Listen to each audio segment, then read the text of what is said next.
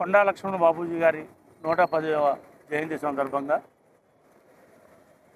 ఆయన యొక్క జ్ఞాపకాలని గుర్తు చేసుకుంటూ స్వతంత్ర సమరయోధుడు, తెలంగాణ ఉద్యమకారి, సామాజికవేత్త, సామాజిక సేవలోనే సామాజిక న్యాయం జరగాలనే ఉద్దేశంతోనే పోరాడిన వ్యక్తి, తెలంగాణకి 3 దశలలో ఉద్యమాల్లో పాల్గొన్న వ్యక్తి, ఉద్యమకారుడు కాకుండా అన్ని విధాలుగా సామాజిక న్యాయం జరగాల, తెలంగాణ ఏర్పడాలని కృషి చేసిన వాటిలో మొదటి వాడు మన ఆయన్ని ముద్దుగా కూడా గాంధీ అని కూడా పిలుస్తారు ఆయన. ఇట్లా అనేక ఉద్యమాలలో తెలంగాణ రావాలని కోరుకున్న వాటిలో ఆయన ఒకడు కాబట్టి, అలాగే ఈరోజు తెలంగాణ రాష్ట్రం కాంగ్రెస్ పార్టీ ప్రభుత్వం రేవంత్ రెడ్డి గారి ఆధ్వర్యంలో నిన్ననే మనకు తెలంగాణ సామాజిక న్యాయం జరగాలని జీవో కూడా తీసి, జీవో నెంబర్ 9 69% రిజర్వేషన్ అంటే బీసీలకు 42, మిగతా కులాలకు కూడా 25తోని మొత్తం 69% రాత్రే జీవో కూడా పాస్ చేయడం జరిగింది. అంటే తెలంగాణ ప్రభుత్వం కాంగ్రెస్ పార్టీ రేవంత్ రెడ్డి గారి ఆధ్వర్యంలో ఎన్నో ఆధ్యాత్మిక చరిత్ర గల రూపురేఖలు మార్చాలా, తెలంగాణ సామాజికంగా బాగుపడాలా, సామాజికంగా న్యాయం జరగాలని ఆయన ఆశయం కోసం, బాపూజీ గారి ఆశయం కోసం ఈరోజు రాష్ట్ర ప్రభుత్వం కూడా పనిచేస్తుందని, ఆ ఆశలు ఆయన నెరవేర్చాలని ఎంతో ఆశతోని ఆయన లేకపోయినా కానీ ఆయన ఆత్మశాంతి చేకూరించే విధంగా ఈరోజు ఈ జీవో తీసుకురావటం ఎంతో చెప్పుకోదగ్గ విషయం అని కూడా తెలియపరుస్తూ, మరొక్కసారి ఆయన ఆత్మశాంతిగా ఉండాలని, ఆయన యొక్క కోరికలు మనందరం నెరవేర్చి సామాజిక సేవలో మనందరం పాలు పంచుకోవాలని మనస్ఫూర్తిగా కోరుకుంటూ నాకు ఈ అవకాశం ఇచ్చినందుకు ధన్యవాదాలు. కొండా లక్ష్మణ్ బాపూజీ గారి 110వ జయంతి సందర్భంగా చేనేత కార్మిక సంఘం ఆధ్వర్యంలో మిర్యాలగూడ పట్టణంలోని కొండా లక్ష్మణ్ బాపూజీ గారి విగ్రహానికి ముఖ్య అతిథులుగా స్థానిక శాసనసభ్యులు పత్తుల లక్ష్మారెడ్డి గారు, ఎమ్మెల్సీ డిసిసి అధ్యక్షులు శంకర్ నాయక్ గారు, మన మిర్యాలగూడ సబ్ కలెక్టర్ గారు అమిత్ నారాయణ గారు, అలాగే పట్టణ పుర ప్రముఖులు అందరూ కూడా విచ్చేసి కొండా లక్ష్మణ్ బాపూజీ గారికి ఘనమైన నివాళులు అర్పించడం జరిగింది. కొండా లక్ష్మణ్ బాపూజీ గారు భారతదేశ స్వతంత్రోద్యమంతో పాటు తెలంగాణ ఏర్పాటుకు ఆనాడే భూమికేసిన వ్యక్తి, అంతకుముందు రజాకారుల మీద పోరాటం చేసిన వ్యక్తి. ఈ విధంగా కొండా లక్ష్మణ్ బాపూజీ గారు మన సమాజానికి ఎనలేని సేవలు చేసిన వ్యక్తి, మనందరికీ ఆదర్శప్రాయమైన వ్యక్తి.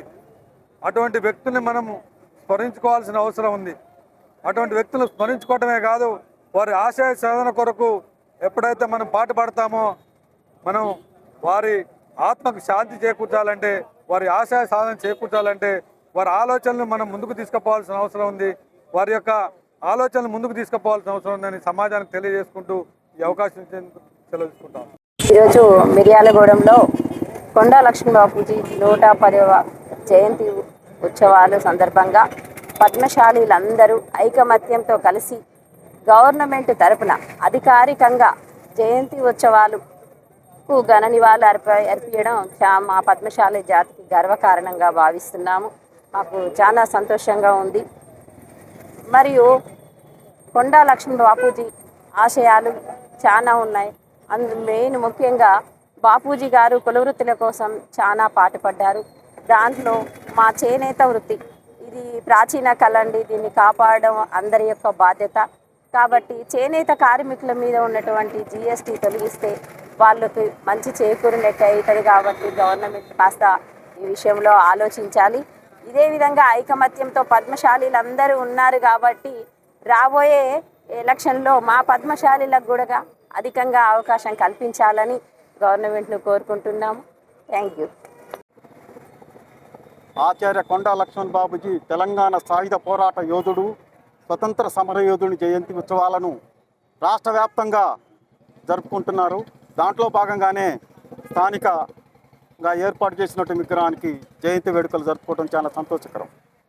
ముఖ్యంగా తొలిదశ ఉద్యమంలో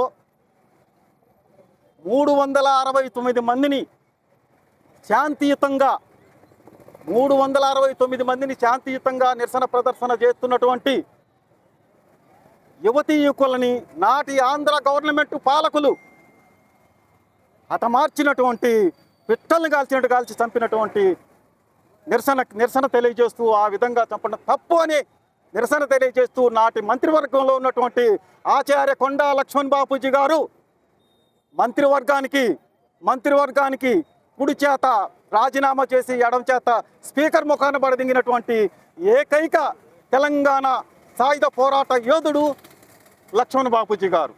తదనంతరం మలిదశ ఉద్యమంలో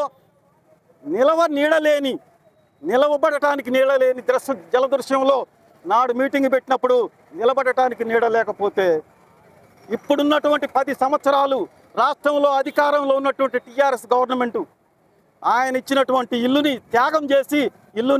త్యాగం చేసినటువంటి గొప్ప మహానుభావుడు మన కొండా లక్ష్మణ్ బాపూజీ గారు.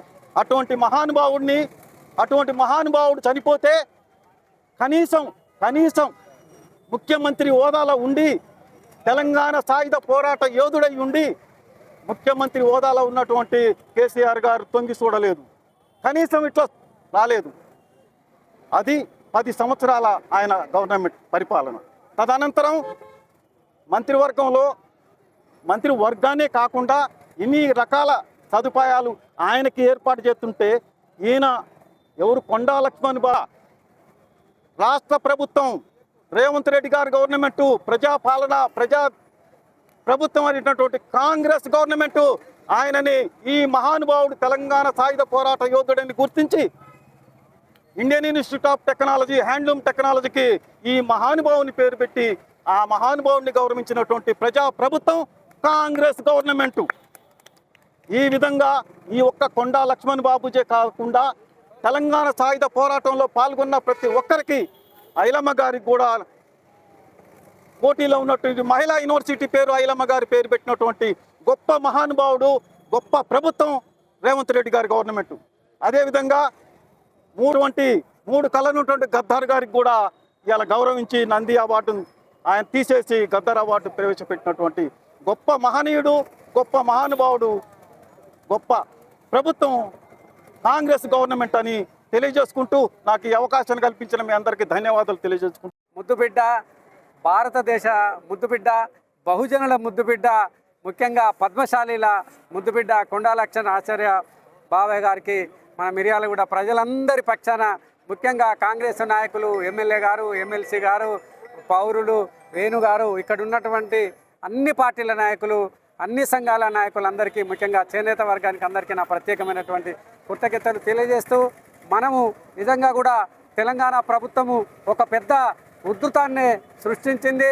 మన ఐలమ్మ గారిని కావచ్చు, కొండా లక్ష్మణ్ బాపూజీని కావచ్చు, గద్దర్ని కావచ్చు, ముఖ్యంగా ఇప్పుడు రాజ్యాంగపరంగా చిక్కులున్న అటు రాష్ట్రపతి ఆమోదించకపోయినా, ఇప్పుడు గవర్నరు మరి రిజర్వేషన్ను ఆమోదించకపోయినా ధైర్యం చేసి ఒక 42% బీసీలకు ఇవ్వటం అనేటువంటిది మామూలు విషయం కాదు. అందులో మహేష్ గౌడ్ గారిని కూడా తీసుకొచ్చి పెట్టిండ్రు. దానికి ముఖ్యంగా మరి నేను ప్రత్యేకమైనటువంటి కృతజ్ఞతలు మరి సీఎం గారికి, అదేవిధంగా కాంగ్రెస్ నాయకులందరికీ తెలియజేస్తూ, మరి ఒక పెద్ద కుట్ర జరుగుతుంది. ఎందుకంటే మరి మేడ్చల్ నియోజకవర్గం నుంచే మాధవరెడ్డి అన్నట్టు ఆయన కోర్టుకు అప్పుడే 50% రిజర్వేషన్ దాటకూడదని హైకోర్టు మెట్లెక్కిండు. ఇంకొక ఆమె సిద్దిపేట నుంచి మల్లవ్వ అన్నట్టు ఆమె కూడా హైకోర్టు మెట్లెక్కింది.